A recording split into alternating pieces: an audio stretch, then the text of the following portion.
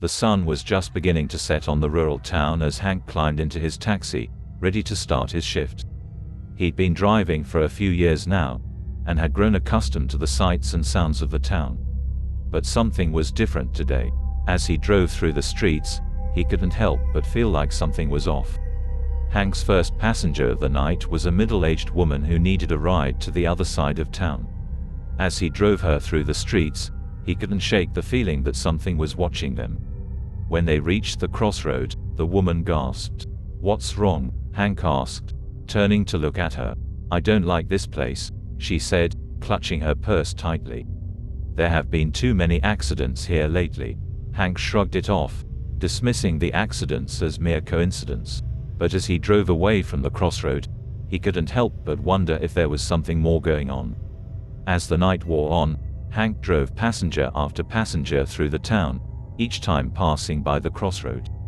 He couldn't help but notice the unusual number of accidents that seemed to be happening there. It was like every time he passed through, there was another wrecked car or overturned truck. Hank's sense of responsibility towards his passengers grew stronger with each passing moment. Finally, as the clock struck midnight, Hank found himself at the crossroad once again. He slowed down as he approached the intersection, his eyes scanning the area for any signs of danger. That's when he saw it. A figure standing in the middle of the road, illuminated by the headlights of his taxi. At first, he thought it was just a pedestrian, but as he got closer, he realized that it was something else entirely. A ghostly apparition, hovering inches above the ground, its face twisted into a cruel smile. Hank's heart raced as he tried to swerve his taxi to avoid hitting the ghost, but it was too late. The ghost disappeared into thin air, but not before causing Hank's taxi to spin out of control and crash into a nearby tree. Shaken but not injured, Hank got out of his taxi and surveyed the damage. As he walked around to the front of the car, he saw something that made his blood run cold. A handprint, burnt into the metal of his car, as if someone had pressed their hand against it and left an imprint that would never fade. Hank knew then that what he had seen was real, and that the legend of the ghost at the crossroad was not just a story.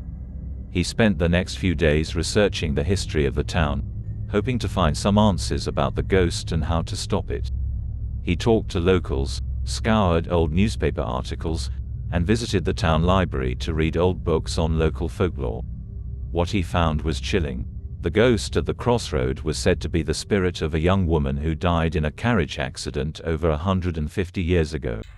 She was known to be cruel and vengeful, and she loved to cause accidents at the crossroad. Hank couldn't ignore what he had learned. He knew that he had a responsibility to his passengers, to keep them safe from harm. But how could he fight a ghost? He felt alone and isolated, as if no one else in the town believed him or could understand what he was going through. But Hank was determined. He would find a way to stop the ghost, no matter what it took. He would not let any more innocent people suffer because of the vengeful spirit that haunted the crossroad. Hank had never felt so alone in his life. Every time he drove through the crossroad, he could feel the ghost's presence looming over him, watching him, waiting for the perfect moment to strike. The memory of his terrifying encounter with the ghost had left him shaken and on edge, and he couldn't shake the feeling that the ghost was always watching him, following him wherever he went. He tried to warn his passengers about the danger of the crossroad, but they either didn't believe him or thought he was crazy. Some even got angry with him, accusing him of trying to scare them. "There's no such thing as ghosts," they would say dismissively, before turning up the radio or burying their heads in their phones. Hank started to feel isolated and alone in his struggle against the ghost. He didn't know who to turn to for help or support. His friends and family thought he was losing his mind, and even the police dismissed his claims as superstition. He felt like he was trapped in a nightmare, with no way out. Desperate for help, Hank sought out the local historian who had told him about the legend of the ghost. He found her in the library, surrounded by dusty books and old manuscripts. He was a small, frail-looking man with wispy gray hair and piercing blue eyes. Hank felt a sense of relief wash over him as soon as he saw him. "Please," he pleaded with him, "You have to help me. I've seen the ghost, and it's real. It's causing accidents and hurting people. I don't know what to do." The historian listened patiently as Hank poured out his heart to her. He nodded sympathetically, but he could tell that he was skeptical. "I've heard stories like this before," he said, "and they usually turn out to be nothing more than superstition and hysteria. But I'll do what I can to help."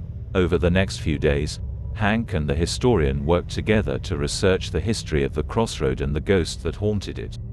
They pored over old documents and maps, searching for any clues that could help them understand the ghost's motivations and weaknesses. As they delved deeper into the mystery, Hank began to feel a glimmer of hope. Maybe there was a way to stop the ghost after all. He started to feel less alone and more empowered, knowing that he had the historian on his side. But the ghost wasn't going to make it easy for them. Hank started to receive strange phone calls in the middle of the night, warning him to stay away from the crossroad or face the consequences. He found his taxi vandalized and his tires slashed. He even thought he saw the ghost lurking outside his apartment building, watching him through the darkness. Despite the warnings and the danger, Hank refused to give up. He knew that he had a responsibility to his passengers and to the town to stop the ghost and put an end to the accidents. With the historian's help, he was determined to do whatever it took to make that happen. As he drove through the town, Hank felt a sense of purpose that he had never felt before.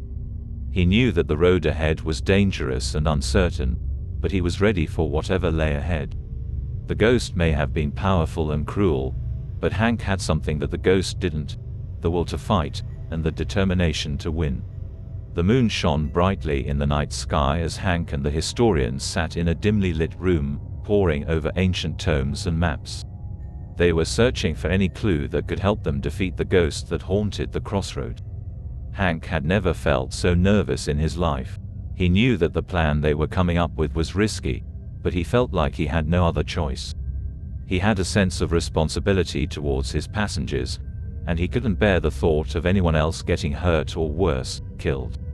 He rubbed his sweaty palms on his jeans and took a deep breath, trying to calm his nerves. The historian leaned forward, his eyes fixed on a dusty map that was spread out on the table. "According to this map," he said, pointing to a spot on the map, "there is a ley line that runs through the crossroad. It's said that ley lines are conduits of energy that can be harnessed for magical purposes." Hank raised an eyebrow. "Magical purposes?" The historian nodded. "Yes, there are ancient rituals that can be performed using the energy of the ley line. We could use that energy to weaken the ghost and make it vulnerable."